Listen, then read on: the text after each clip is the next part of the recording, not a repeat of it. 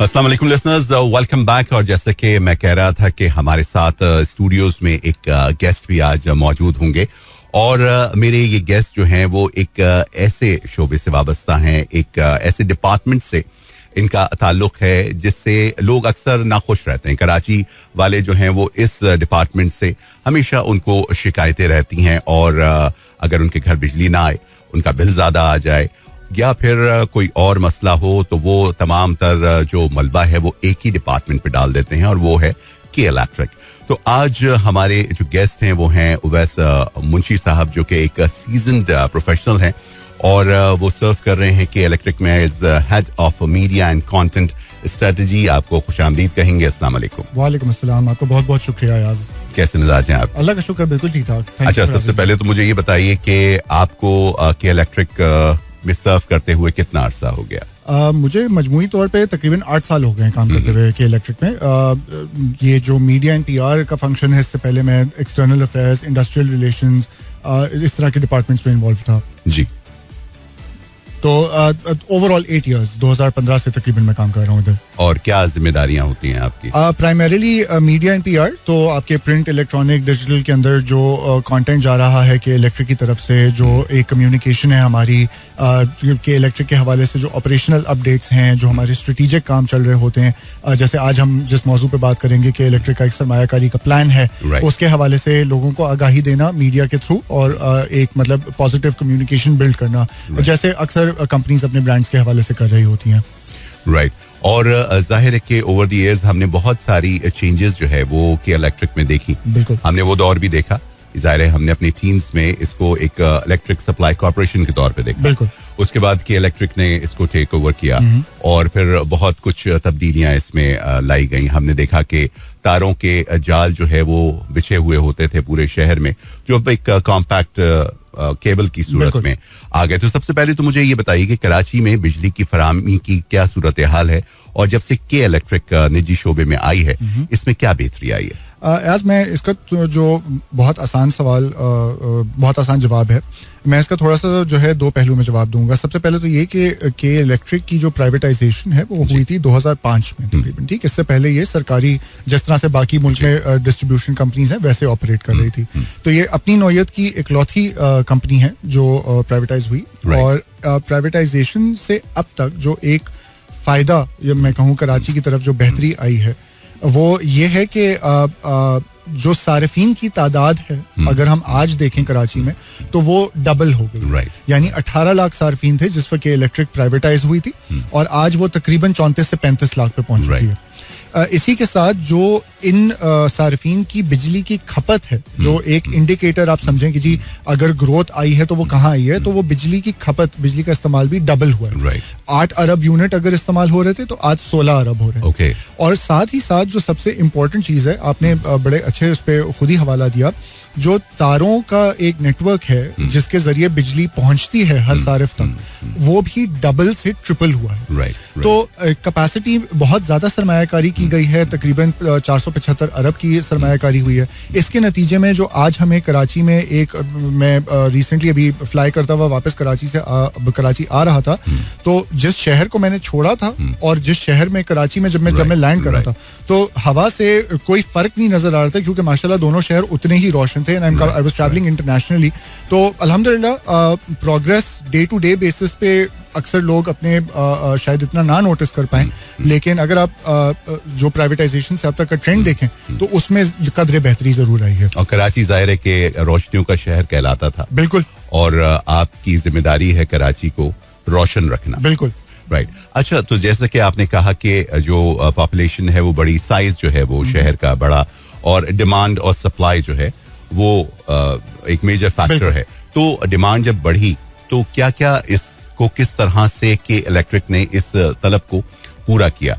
कौन से ऐसे जराए थे जिसके थ्रू के इलेक्ट्रिक ने ये तमाम जो अपनी रिक्वायरमेंट्स हैं उनको पूरा किया? बेहतरीन सवाल पूछा आपने। मैं प्राइवेटाइजेशन से अब तक जो सबसे बड़ी हमने सरमायाकारी की थी वो की थी जनरेशन के अंदर, बिजली की पैदावार को बढ़ाने। बिकॉज ऑब्वियसली कराची में जिस तादाद में सनतें मौजूद हैं और सनती जोन्स मौजूद हैं, इनको बिजली की फराहमी यकीनी बनाना बड़ा अहम काम है।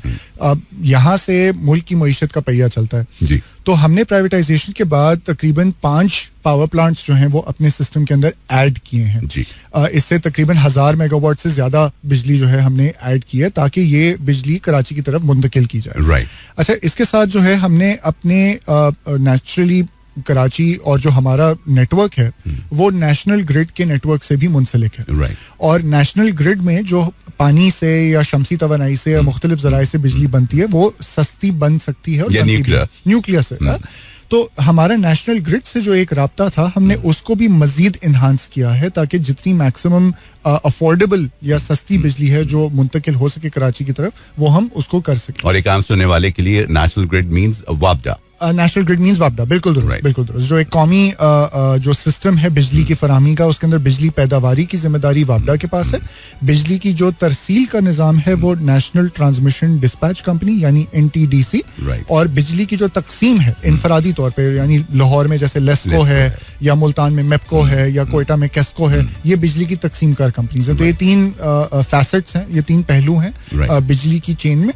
के इलेक्ट्रिक अपनी नौयत का वाहिद इदारा है जो जनरेशन, ट्रांसमिशन और डिस्ट्रीब्यूशन इकट्ठी करता है. यानी एक ही रूफ के अंदर ऑपरेशंस है हमारे. राइट. तो डिस्ट्रीब्यूशन जो है वो आपके जिम्मे है और जाहिर है कि जितनी उसमें आपकी कैपेसिटी में जो कुछ कमी आएगी आपकी जो उसमें आपने मुख्तलिफ तरीकेकार अपनाए बिल्कुल उसकी कमी को पूरा करने के लिए. अच्छा, हमने ओवर द इयर्स जैसे मैंने प्रोग्राम के शुरू में भी कहा कि कराची में जो तारों का एक जाल जो है वो बिछा हुआ हमें नजर आता था और वो अक्सर तारें गिरी हुई होती थी जिससे बहुत सारे हादसे भी होते थे.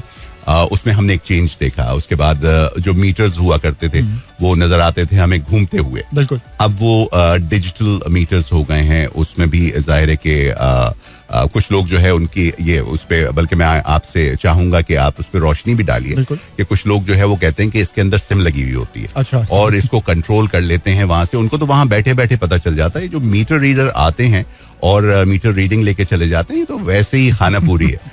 असल में ये तमाम यूनिट्स जो है ये कंट्रोल वहीं से होते हैं जहाँ पे कि ये सप्लाई हो रहा है. तो पहली चीज तो मुझे ये बताइए कि ये इसकी जरूरत क्यों महसूस की गई कि जो केबल्स हैं ये चेंज हुए. जाहिर है वो तार जो है मुख्तलिफ तारों में एक केबल में आ गया, उससे क्या बेहतरी हुई.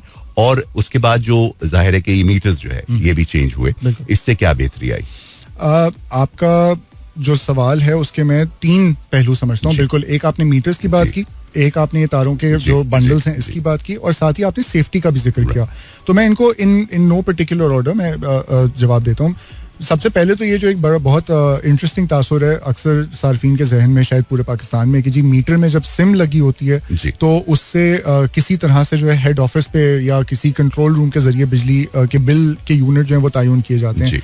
तो इसका जो लॉजिक है वो बनता नहीं है. मैं इसकी और बड़ी आसान मिसाल है, आपके फोन में मेरे फोन में मोबाइल की एक सिम भी लगी हुई है लेकिन उसका जो बिल है वो तो किसी कंट्रोल रूम से कंट्रोल नहीं हो रहा. राइट. तो ये मीटर्स के अंदर जो सिम्स लगी हुई हो या जो डिजिटल मीटर्स हमने इंस्टॉल किए हैं और बल्कि ये पूरे पाकिस्तान में आहिस्ता आहिस्ता इंस्टॉल हो रहे हैं, इनका मकसद है कि ये बिजली की जो इस्तेमाल शुदा यूनिट है किसी भी एरिया में उनका रिकॉर्ड मेंटेन करें और वो रिकॉर्ड हर 15 मिनट या आधे घंटे के एक इंटरवल से कंट्रोल रूम तक पहुंचाएं.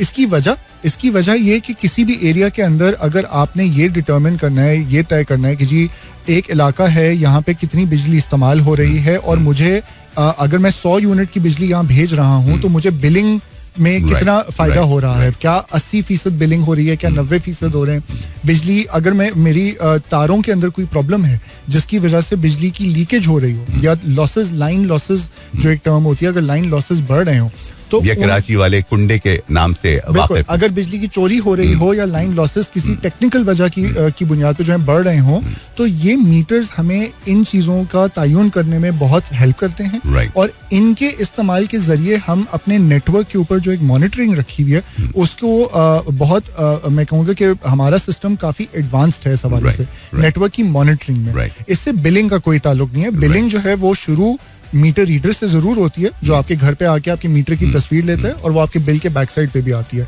लेकिन वहां से लेकर जो आगे आपके घर तक पहुंचने वाला बिल है वो पूरा का पूरा प्रोसेस ऑटोमेटेड या डिजिटाइज्ड है. इसके अंदर किसी किस्म की अमल दखल किसी इंफ्रास्ट्रक्चर नहीं हो सकती. बिल्कुल.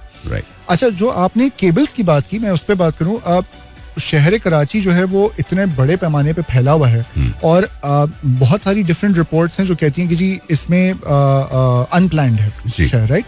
तो ये तारों के गुच्छे जब आपको नजर आते हैं तो इसके अंदर के इलेक्ट्रिक की जो पोल्स हैं उस पे तो तार काफी क्लियर है. इसके ऊपर अक्सर डिफरेंट कंपनीज जैसे टेलीफोन कंपनीज हो गई या इंटरनेट ऑपरेटर्स हो गए या केबल ऑपरेटर्स हो गए या डिफरेंट एंटिटीज ने अपनी तारें भी लगाई हुई होती हैं. एरियल बंडल्ड केबल्स जिनका आप जिक्र करें जो बंडल्ड हैं, इनको इंस्टॉल करने से दो एडवांटेजेस हैं. सबसे पहले सेफ्टी, ये इंसुलेटेड केबल होती है. इसके ऊपर जो टेक्नोलॉजी यूज की जाती है वो टैंपर प्रूफ होती है. इसमें बिजली की चोरी की कमी होती है और सेफ्टी इससे ज्यादा यकीनी बनाई जाती है. हमने अपने 30,000 जो ट्रांसफार्मर्स का नेटवर्क है पूरे कराची में, उसमें से तकरीबन 40 या 45% हमने कवर कर लिया है एरियल बंडल केबल से. और जो लाइन लॉसेस हैं, जो प्राइवेटाइजेशन के बाद एक और जो फायदा होता है, प्राइवेटाइजेशन के बाद से अब तक जो लाइन लॉसेस थे वो आधे हो गए. यानी पहले 35% पे थे, आज के दिन में 15% के आसपास है. ये एक बहुत बड़ी अचीवमेंट है जो बाकी मुल्क के अंदर अगर आप देखें तो डिस्ट्रीब्यूशन कंपनीज ने अपनी सरमायाकारी के जरिए कमी जरूर लाए हैं. लेकिन इसी टाइम पीरियड में अगर मैं 17 साल का टाइम पीरियड लूं तो के इलेक्ट्रिक ने कदरे ज्यादा, मतलब सिग्निफिकेंटली ज्यादा बेहतर परफॉर्म किया है बाकी डिस्ट्रीब्यूशन कंपनी से. ओके, और वक्त एक छोटे से कमर्शियल ब्रेक का. मिलते हैं इस ब्रेक के बाद. सुनते रहिए. हमारे साथ मौजूद हैं उवैस मुंशी साहब और मजीद सवालात भी हैं और वो सवालात यकीनन आपके जहनों में भी होंगे, तो आपकी तर्जुमानी करते हुए मैं इस मौके का फायदा उठाता हूं और ये सवाल उनसे मजीद पूछूंगा. मिलते हैं इस ब्रेक के बाद. वेलकम बैक लिसनर्स, आप सुन रहे हैं द मिड डे शो. मैं हूं अयाज उमर और आज मेरे मेहमान हैं उवैस मुंशी साहब जो सर्व कर रहे हैं के इलेक्ट्रिक में as head of media and content strategy. बात हो रही थी उनसे कि इलेक्ट्रिक के हवाले से, उनकी प्लानिंग के हवाले से. और उवैस साहब ये बताइए कि पिछले कुछ दिनों से हम अखबारात की जीनत, हम तो जाहिर है बहुत सारी चीज़ें हमें मीडिया जो है वो बता रहा होता है, टेलीविजन के न्यूज़ चैनल्स बता रहे होते हैं, अखबारात बता रहे होते हैं कि, और उससे एक आम तासुर जो था लोगों में ये पाया जा रहा था कि के इलेक्ट्रिक के दिन पूरे हो गए, बस अब देखना, अब जो है वो कंपनी बदल जाएगी, अब दिन बदल जाएंगे, ऐसा होगा वैसा होगा. तो सबसे पहले तो मुझे ये बताइए कि ये के इलेक्ट्रिक की जो फ्यूचर है, जो मुस्तकबिल है, वो क्या है, और अपने लाइसेंस को सुना है कि उन्होंने इसको एक्सटेंड करने के लिए रजाकाराना तौर पर नॉन एक्सक्लूसिव लाइसेंस की दरखास्त दी है. ऐसा सच है? बिल्कुल जी. आपका जो दो पहलू हैं आपके सवाल के, सबसे पहले तो ये फ्यूचर के हवाले से मैं बताऊं तो हमने अभी हाल ही में हमारे जो एक रेगुलेटर होते हैं नेप्रा, जिनकी अक्सर खबर भी टीवी पे सार्फिन देखते हैं बिजली के बिलों के हवाले से. तो पाकिस्तान का जो पूरा पावर सेक्टर है वो एक रेगुलेटेड निज़ाम में काम करता है. इसका मतलब यह है कि जितनी बिजली तकसीमकार कंपनीज हैं, जो बिजली पैदावारी कंपनीज हैं, जो बिजली तरसील कंपनीज हैं, ये सारी की सारी नेप्रा और हुकूमत पाकिस्तान वजारत तवानाई के मातहत हैं. हम भी उन्हीं के जो पॉलिसीज या जो ऐलानात होते हैं उनके हिसाब से फॉलो कर रहे होते हैं. उनके बायलॉज हैं जिनको आपको बिल्कुल और ये पूरे पाकिस्तान पे यकसा अप्लाई होते हैं. तो नेप्रा और वजारत तवानाई जो भी हिदायत देगा और जो भी कानून पास करेगा वो हमारे ऊपर भी वैसे ही अप्लाई करेगा. इसी जो रेगुलेटेड निज़ाम के अंदर हर बिजली तकसीमकार कंपनी को एक लाइसेंस चाहिए होता है ताकि वो बिजली की तकसीम कर सके. और ये लाइसेंस तकरीबन 20 साल की अरसे के लिए होता है, अमूमन 20 साल की मुद्दत के लिए मिलता है. हमारा जो लाइसेंस है वो जुलाई 2023 में एक्सपायर होने वाला था, 2003 में हमें मिला था. बाकी पूरे मुल्क में तकरीबन मई 2023 के आसपास लाइसेंसेस उनके एक्सपायर तो काफी अरसे पहले हो गए थे. मई 2023 में तमाम पाकिस्तान के अंदर एक्सक्लूसिविटी खत्म कर दी गई. इसका मतलब यह है कि और साथ ही साथ जब के इलेक्ट्रिक को लाइसेंस रिन्यूअल की बात हुई तो हमारी भी एक्सक्लूसिविटी खत्म कर दी. इसका मतलब क्या है? इसका मतलब यह है कि आज अगर कोई सरमायाकार बिजली की तकसीमकार कंपनी लगाना चाहे तो ऑन थ्योरी के अंदर ये बिल्कुल पॉसिबल है और इसकी पॉलिसीज आहिस्ता आहिस्ता नेप्रा और वजारत तवानाई इंट्रोड्यूस भी कर रहे हैं. लाइक मार्केट में आपका कॉम्पिटिटर कोई आ सकता है. बिल्कुल. और हमें इस चीज से बिल्कुल कोई एतराज नहीं है. हमें मालूम था कि हमारा जिस वक्त लाइसेंसेस इशू हुए थे उसी वक्त सबको मालूम था कि लाइसेंसेस खत्म कब होंगे, किस साल में. और हमने अपने लाइसेंस की एक्सपायरी से पहले ही नॉन एक्सक्लूसिव लाइसेंस की एप्लीकेशन दायर कर दी थी Right. और हमें कोई इस चीज़ से एतराज़ नहीं है, बल्कि मैं तो ये कहूँगा कि इलेक्ट्रिक का ये कहना है, शहर कराची के अंदर कंपटीशन आने से सारिफ की अगर जीत हो रही है तो इसमें किसी को कोई एतराज नहीं होना चाहिए. हमने टेलको सेक्टर को जिस तरह से देखा, एक जमाने में जब नए नए मोबाइलिंक और ये डिफरेंट कंपनीज आई थी, 4,500 रुपए उस वक्त के हिसाब से सिम मिला करती थी. आज वही सिम 100 रुपए में. आप कम बता रहे हैं. बिल्कुल. मैं आपको जब वो जो कनेक्शन है वो तकरीबन 8 से 10,000 रुपए का पड़ता है. बिल्कुल. और आज वही सिम आपको घर बैठे बिठाए 100 रुपए में शायद डिलीवर हो जाता है. अक्सर तो रास्ते में लोग फ्री बांट रहे हैं. बिल्कुल दुरुस्त. तो ये प्राइवेटाइजेशन और कंपटीशन आने से जो एक फायदा हमने देखा, इसकी मिसाल हमारे सामने है और यही हम चाहते हैं कि पावर सेक्टर के अंदर भी ये बहुत जरूरी है. कंपटीशन आने से सारिफ के लिए अगर बेहतरी हो सके, हमें भी सीखने का मौका मिलेगा. कोई नया सरमायाकार आए, वो अपनी नई टेक्नोलॉजी के साथ आए, हमें भी सीखने का मौका मिलेगा. और हमारा एक 100 साल पुराना तजुर्बा है शहर के साथ, जिससे शायद हम भी किसी को कुछ सिखा सकें. तो एक अच्छा माहौल बन सकता है. और ये मॉडल जाहिर है कि हम जब डेवलप कंट्रीज को देखते हैं तो वहां पर हम अमूमन ये सुनते हैं कि जी कोई मसला ही नहीं है, आप घर में जाएं, उनको वो आपके पास आ जाते हैं अपना ब्रोशर लेके, आपके पास 2-3 कंपनीज की चॉइसेस होती हैं, आप जिससे इलेक्ट्रिक लेना चाहें उससे ले लें, जिसके टैरिफ्स आपको बेहतर लगते हैं. तो इसमें एक हेल्दी कंपटीशन जो है वो डेवलप होगा. बिल्कुल. जैसे कि आपने कहा कि उसमें आपको बेहतर परफॉर्म करने के लिए, क्योंकि अभी जब तक आप एक्सक्लूसिव होते हैं तो आप कहते हैं कि बस मेरा राज है. और उसमें जैसे कि मैंने प्रोग्राम के शुरू में भी कहा था कि लोग जो है वो अक्सर तमाम तर जो जिम्मेदार उस क्योंकि आपने जैसे खुद फरमाया कि एक डिस्ट्रीब्यूशन कंपनी है जिसका काम है पावर की डिस्ट्रीब्यूशन आपके घर तक उसको बेहतर तौर पे पहुंचाना. उसकी जो उसके पीछे तमाम जो एक पूरा कहना चाहिए कि स्ट्रक्चर है, वहां तक लोग नहीं जाते, वहां तक हम सोचते नहीं. हम जो फ्रंटमैन होता है उसी को पकड़ लेते हैं. ऐसा ही है. तुमने किया. जैसे कि अमूमन आप देखें कि जब आप के इलेक्ट्रिक के ऑफिस जाएं तो अमूमन ऐसा होता है कि आपके बिल में कोई प्रॉब्लम आ गई तो वहां पर जो काउंटर्स बने हुए होते हैं वो तमाम लोग जो है वो काउंटर पे जो बंदा बैठा हुआ डेटा एंट्री कर रहा है वो तमाम अपना गुस्सा उस पर उतार देते हैं. वो पीछे जाने की कोशिश भी नहीं करते, वो किसी ऑफिसर से मिलने की कोशिश नहीं करते, ना उनसे ये कहते हैं कि जी ठीक है ये मेरे साथ प्रॉब्लम है, आप मुझे एक रिप्रेजेंटेटिव की तरफ भेज दीजिए जो मेरे मसले को सॉल्व कर दे, बजाय इसके कि अपना तमाम तर गुस्सा मेरा बिल इतना ज्यादा कैसे आ गया, वो फ्रंट डेस्क वाले जो बंदा होता है उस पे तमाम गुस्सा उतार देते हैं. बिल्कुल. आज भाई देखें, मैं अगर अपने आप को 2 मिनट के लिए कस्टमर के शूज में रखूं तो अगर मेरे बिल में मुझे कोई प्रॉब्लम नजर आ रहा हो या कोई ऐसी कंप्लेंट हो तो यकीनन एक परेशानी तो होगी. ये बात अनफॉर्चुनेट है कि आई थिंक पूरी दुनिया में कस्टमर सर्विस के अंदर जो सामने एक शख्स बैठे होंगे वो चाहे कितनी ही जूनियर पोजीशन पे हो, मलबा उन्हीं पे आता है. गिरबान उसी का पकड़ा बिल्कुल. लेकिन मैं 2 चीजें, बड़ा अच्छा आपने मौका दिया, मैं थोड़ा कुछ वजाहत अगर पेश करूं तो इस वक्त भी हमारे सुनने वाले पूरे पाकिस्तान में मौजूद होंगे. अस्सलाम वालेकुम सबको. मैं ये बताना चाहूंगा कि अक्सर जो इस वक्त जो सबसे ज्यादा परेशानी है शायद लोगों के जहन में वो है बिजली के बिलों में जो निर्ख है उसके हवाले से. राइट. तो एक चीज जो वाजे करना बहुत जरूरी है वो ये है कि जैसे मैंने जिक्र किया, पाकिस्तान का बिजली का निज़ाम रेगुलेटेड है. यानी कि जो आपके और मेरे घर में भी जो बिल आता है उसमें निर्ख तायुन करने की जिम्मेदारी मेरी नहीं है. वो हुकूमत पाकिस्तान, वजारत तवानाई और नेपरा जिन हिदायत के मुताबिक या जिन मैकेनिज्म के तहत बताएगी वही रेट चार्ज किए जाएंगे.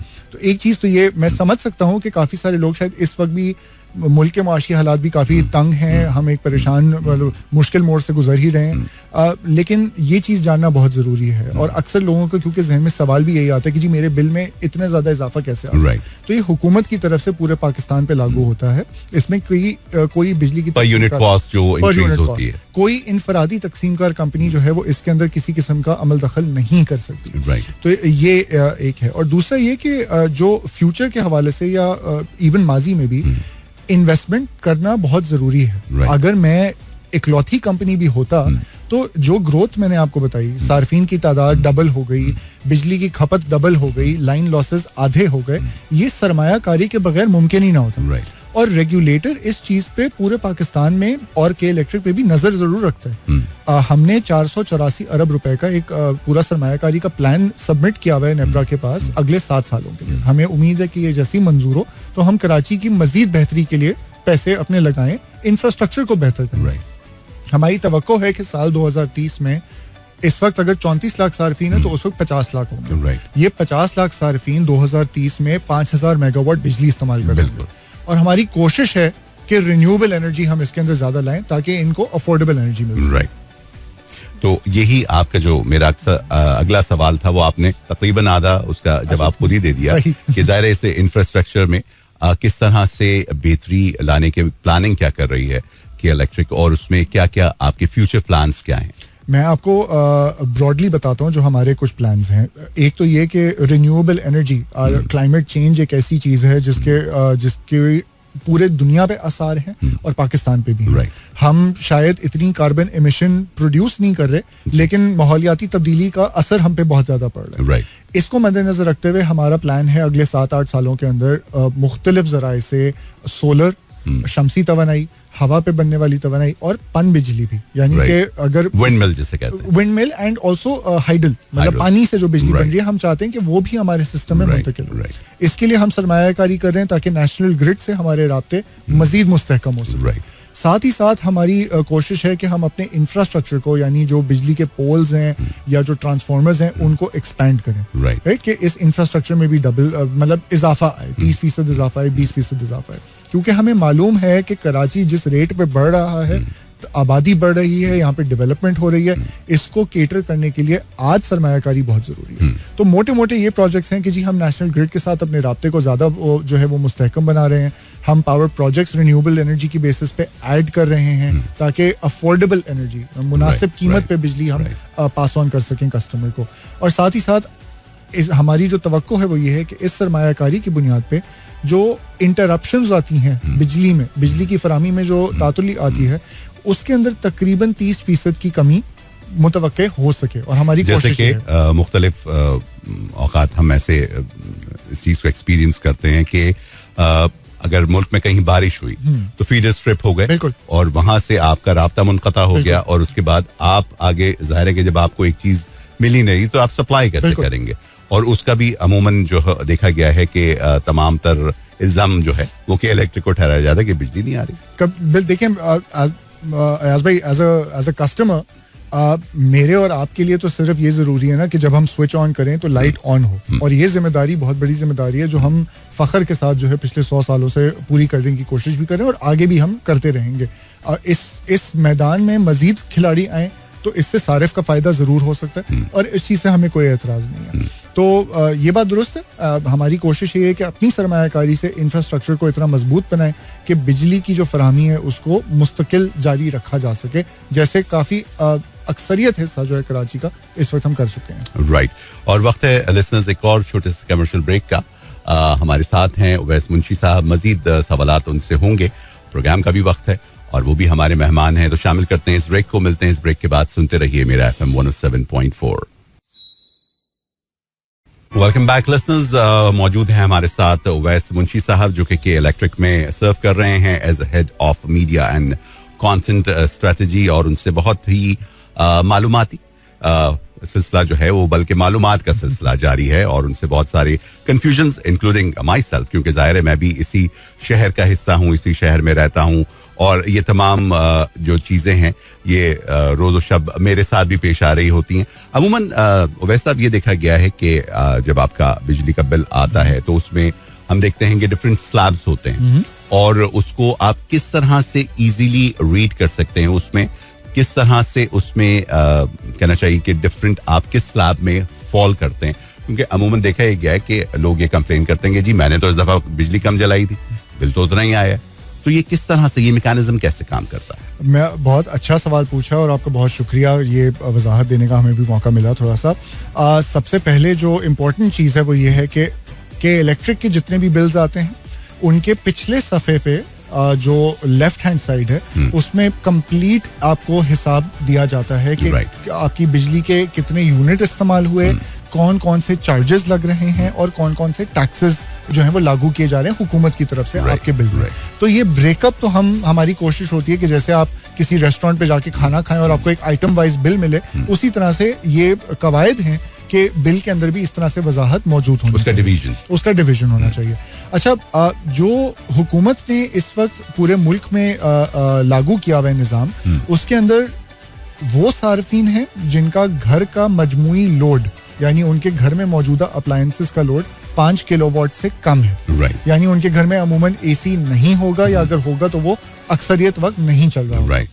5 किलोवाट से कम जो सार्फिन है उनके ऊपर स्लैब रेट अप्लाई करता है. यानी कि अगर वो एक महीने में 100 यूनिट इस्तेमाल करें तो उसका एक फर्क रेट है, 200 करेंगे तो फर्क रेट है. तो ये एक निज़ाम जो हुकूमत ने और नेपरा ने बनाया हुआ है, ये अगेन पूरे मुल्क में लागू हो रहा है. इसकी भी तफसीलात हमारी वेबसाइट पे मौजूद है, और मैं बल्कि आपके इस शो के थ्रू सार्फिन को ये बताना चाहूँगा कि ख्वाह वो पूरे पाकिस्तान में ही क्यों ना हो, हमारी वेबसाइट पे जो मौजूद इन्फॉर्मेशन है वही इन्फॉर्मेशन बाकी डिस्ट्रीब्यूशन कंपनीज की वेबसाइट्स पे भी है, और उसमें भी ये वजाहतें हमने समझाया हुआ है कि बिल जब आप देखें तो उसमें किस तरह से रेट्स कैलकुलेट हो रहे हैं, कौन कौन से टैक्सेस शामिल हैं, ये टैक्सेस किसकी तरफ से लगाए जा रहे हैं. जैसे मैंने पहले जिक्र किया था, रेगुलेटेड माहौल में हम काम करते हैं. जो भी रेट आपके बिल में नजर आ रहा है, चाहे आप इस्लामाबाद में हो इस वक्त, चाहे आप इस वक्त कोयटा में हो, चाहे आप इस वक्त गवादर में हो, आपके बिल में जो रेट लग कर आ रहा है उसका तायुन हुकूमत ने किया, वो उस इनफरादी डिस्ट्रीब्यूशन कंपनी ने नहीं किया. तो ये चीज समझना जरूरी है. लेकिन इसकी तफसीलात और इसकी जो एक्सप्लेनेशंस हैं वो हमारे गाइड्स मौजूद हैं वेबसाइट पे, जरूर इस पे वो देखिएगा. दूसरे वो सार्फिन हैं जो 5 किलोवाट से ज्यादा बिजली इस्तेमाल करते हैं, यानी ये बड़े पैमाने पे इनका घर हो, या जो घरों में मौजूद अप्लायंसेस हैं वो ज्यादा हो. अच्छा, ये वो सार्फिन हैं जिन पे पीक और ऑफ पीक नामी चार्जेस लगते हैं. अच्छा. हाँ, दिन के 4 घंटे ऐसे हैं अमूमन शाम 6 बजे से शाम रात 10 बजे तक, अमूमन ये दिन के वो 4 घंटे होते हैं जब आपके बिजली का रेट ज्यादा होता है, और दिन के बाकी 20 घंटे ऑफ पीक यानी सस्ता रेट आपको लागू होता है. अगेन यही निजाम पूरे पाकिस्तान में लागू है. कराची में या इस्लामाबाद में या लाहौर में कहीं भी आप रह रहे हो तो ये हिसाब है. इस तरह का बिल अगर आपके घर पे मिल रहा हो तो उसकी भी पूरी डिटेल्स आपकी बैकसाइड पे मौजूद होंगी कि जी आपने दिन के 4 घंटों में इतने यूनिट इस्तेमाल किए अमूमन, और आपने बाकी 20 घंटों में इतने यूनिट इस्तेमाल किए. तो ये पूरा का पूरा डिटेल्ड ब्रेकअप और इसके रेट महीनेवार या जिस तरह से भी तब्दील होते हैं, ये तमाम तर तफसीलात मौजूद हम लोग जरूर करते हैं. राइट. और बिल में एक पोर्शन जो है वो आपके टैक्सेस का भी होता है. बिल्कुल. जिसमें आप सिर्फ उसको कलेक्ट करने की जिम्मेदारी आपकी है, बाकी वो एज इट इज आप हुकूमत वक्त को पे कर देते हैं. बिल्कुल ऐसा ही, क्योंकि उसके ऊपर वो जाहिर है जब टैक्सेस लोड होते हैं तो वो उसकी अमाउंट ऑटोमेटिकली बढ़ जाती है. बिल्कुल. ग्रॉस अमाउंट है वो आपका बढ़ जाता है. अच्छा, ये बताइए कि आपने जिस तरह से जिक्र किया कि इंफ्रास्ट्रक्चर बेहतरी के लिए आप लोग इन्वेस्टमेंट करने वाले हैं, इससे जो सेफ्टी है उसमें कितना फर्क पड़ेगा? हमने प्राइवेटाइजेशन के बाद जहां अपना जो बिजली का तकसीम का ढांचा है उसको जब बढ़ाया और एक्सपैंड किया तो उसके अंदर सेफ्टी के ऊपर हमारा बहुत ज्यादा फोकस था. जैसे मैंने जिक्र किया, कराची एक बहुत वसी पैमाने पे फैला हुआ शहर है. काफी सारी रिपोर्ट्स हैं जो कहती हैं कि जी ये 40 से 60% तक तो अनप्लान्ड है. यानी इधर कोई फॉर्मल प्लानिंग नहीं है या राइट ऑफ वे के जरिए जो है आपने ये इंफ्रास्ट्रक्चर नहीं लगाया. हाँ, जिसका जहां दिल चाहता है वो एक बिल्डिंग खड़ी कर देता है. अफसोस जहां पर एक 1000 गज का बंगला हुआ करता था, घर हुआ करता था, वहां पर अब जो है 8 या 10 अपार्टमेंट्स होते हैं. तो जाहिर है कि आपका यूजेज जो है वो बढ़ गया. बिल्कुल. तो जो सेफ्टी को यकीनी बनाने के लिए जैसे हमने एरियल बंडल केबल्स का मैंने जिक्र किया था, एक ये बहुत जो है मुफीद अमल साबित हुआ है हमारी तरफ से कि ये हमने इम्प्लीमेंट किया. साथ ही साथ हमने अपने जो तमाम इंफ्रास्ट्रक्चर है के इलेक्ट्रिक के, अगर आप कराची शहर में हो और आपको ये जानना हो कि के इलेक्ट्रिक का पोल कौन सा है, क्योंकि वैसे तो बज़ाहिर सारे खंबे लगेंगे कि जी बिजली की कंपनी की हैं, के इलेक्ट्रिक के तमाम तर जो पोल्स हैं उनको हमने जियो टैग किया हुआ है. इसका मतलब ये कि जो कंट्रोल रूम जिसका हम जिक्र कर रहे थे, उस कंट्रोल रूम से हम ये जरूर बता सकते हैं कि खंबा नंबर 4 कौन से इलाके में है और वो किस एरिया को सर्व कर रहा है, और उसमें अगर कोई फनी खराबी हो या कोई अगर लाइन लॉसेस ज्यादा हो रहे हो तो उसमें मतलब वी हैव दैट विजिबिलिटी. साथ ही साथ इसकी सेफ्टी को यकीनी बनाने के लिए हमने इसकी प्रॉपर ग्राउंडिंग और प्रॉपर अर्थिंग की है. अल्लाह का शुक्र है एक तरह से, बिल्कुल पोल्स की भी अल्लाह का शुक्र है एक तरह से कि शायद इस साल उस तरह की बारिश नहीं हुई जिस तरह से हमने पिछले साल की देखी थी. पिछले साल की तूफानी तारीखी बारिशों के बावजूद भी जो अल्हम्दुलिल्लाह हमारा नेटवर्क है वो स्टेबल रहा था, और ये रेगुलेटर कैजुअलिटीज जो है वो रिपोर्ट नहीं हुई. जी बिल्कुल, हमारे नेटवर्क पे नहीं हुई थी. एक अनफॉर्चुनेट बात है, और इस चीज़ पे भी हम अब काफ़ी कोशिश कर रहे हैं डिफरेंट इदारों के साथ और अब बहैसियत अपने इदारे की भी, कि अवेयरनेस क्रिएट करें कि जो घरों के अंदर अप्लायंसेस इस्तेमाल होती हैं उनको महफूज तरीके से इस्तेमाल करना बहुत जरूरी है, बिलखुसूस पानी की मोटर, इस्त्री, इस तरह की अप्लायंसेस जिनको हम कभी कभार भूल जाते हैं। इनके सेफ इस्तेमाल से जो मजीद इंसिडेंसेस हैं वो काफ़ी कम हो सकते हैं। और इस हवाले से भी हम बहुत सारे डिफरेंट आगाही मुहिम भी चला रहे होते हैं और हम मुस्तकिल सार्फिन से को यही अर्ज करते हैं कि बिजली के इस्तेमाल में ज़्यादा से ज़्यादा एहतियात हमेशा बरतें। और ये बड़ी अच्छी आपने बात की कि ज़ाहिर है कि जो एक ग्राउंड है उसका इस्तेमाल बहुत ज़रूरी है और वो जो केबल आपके घर आ रहा होता है उसमें वो ग्राउंड न्यूट्रल के साथ मौजूद होता है, लेकिन अमूमन आप घरों में देखें तो जो वायरिंग हुई भी होती है वो सिर्फ आपकी फेज और न्यूट्रल की हो रही होती है, वो उस ग्राउंड को जो है कहीं पे उसकी जरूरत महसूस नहीं की जाती, जो कि एक बड़ी जरूरी चीज है। और हमें याद है कि हम बाद में तो जाहिर है अब जैसे जैसे वक्त बदला और हालात बदले, पहले जब घर बनाया जाता था तो उसमें घर के अंदर ग्राउंड करने की एक पूरी प्रोसेस जो है वो किया जाता था उसके स्ट्रक्चर के अंदर, ताकि जो कभी भी खुदा न खास्ता इस तरह का कोई इंसिडेंट हो तो वो ग्राउंड कर दिया जाए। लेकिन अभी हम बहुत सारी चीजें जो हैं वो जानते बूझते हुए भी इग्नोर कर देते हैं और उसकी जरूरत हम महसूस नहीं करते। हम कहते हैं बस ये 2 तार चल रहे हैं ना, हमारा इलेक्ट्रिशियन कहता है बस 2 तार चल रहे हैं काफी है। नहीं, लेकिन बिल्कुल दुरुस्त है, लेकिन इस चीज पे गौर करना बहुत जरूरी है क्योंकि अगेन जब आप कोई नई कंस्ट्रक्शन भी कर रहे हो या कोई पुरानी कंस्ट्रक्शन भी देखें तो अगेन बिजली एक ऐसी चीज है जिसका सेफ इस्तेमाल बहुत जरूरी है और इसका खेल बहुत बुरा है। बिल्कुल बिल्कुल। तो ये हर सारिफ के ऊपर कम से कम इतनी जिम्मेदारी तो बनती है कि अपना ख्याल करे और अपने प्यारों का भी ख्याल करे और घर के अंदर की वायरिंग को भी वक्तन फवक्तन चेक जरूर करवाया करें कि हमें नहीं मालूम पड़ता कि कब कहीं लीकेज खुदा न खास्ता पेश आ जाए। और ये क्वालिफाइड इलेक्ट्रिशियन से करवाएं। तो जो एक कहावत है कि जी महंगा रोए एक बार, सस्ता रोए बार बार, तो एक बारी का ज्यादा खर्चा होता है लेकिन उससे जो एडवांटेज है वो बहुत ज्यादा है। राइट। और बहुत शुक्रिया उवैस साहब कि आप हमारे स्टूडियोज आए, क्योंकि प्रोग्राम का वक्त अपने इख्तिताम की तरफ बढ़ रहा है तो इजाजत चाहना होगी आपसे भी और लिसनर्स से भी। आपका बहुत बहुत शुक्रिया या साहब, एंड आपके तमाम सुनने वालों का बहुत शुक्रिया जिन्होंने हमारे सरमायाकारी के हवाले से हमारे प्लान सुने। 484 अरब का एक प्लान है जो हमने सबमिट किया हुआ है। हमारी कोशिश ये है और एक्सपेक्टेशन है कि 30% हमारे सार्फिन की तादाद में इजाफा होगा। इंटरप्शंस जो बिजली की फराहमी में तातुल है उसकी शरह में 30% कमी होगी। और जो बिजली की डिमांड है 2030 में जिसको हम एक्सपेक्ट कर रहे हैं कि वो 5000 मेगावाट होगी, इसका 30% हिस्सा कम से कम रिन्यूएबल एनर्जी से हम प्रोवाइड करें। तो ये हमारा एक प्लान है। उम्मीद है कि ये मंजूर हो ताकि कराची को मजीद रोशनियों का शहर बनाने में हम कामयाब रहें। बहुत शुक्रिया आपका और इस पैगाम का भी thank you very much. Thank you so much जी। Thank you. लिसनर्स, हमारे साथ मौजूद थे उवैस मुंशी साहब जो कि के इलेक्ट्रिक में सर्व कर रहे हैं as head of media and content strategy. Programme का वक्त हुआ चाहता है खत्म, आपसे फिर मुलाकात होगी इंशाल्लाह नेक्स्ट वीक। टिल देन अल्लाह हाफिज, मुझे भी दीजिए इजाजत। This is Mira FM 107.4.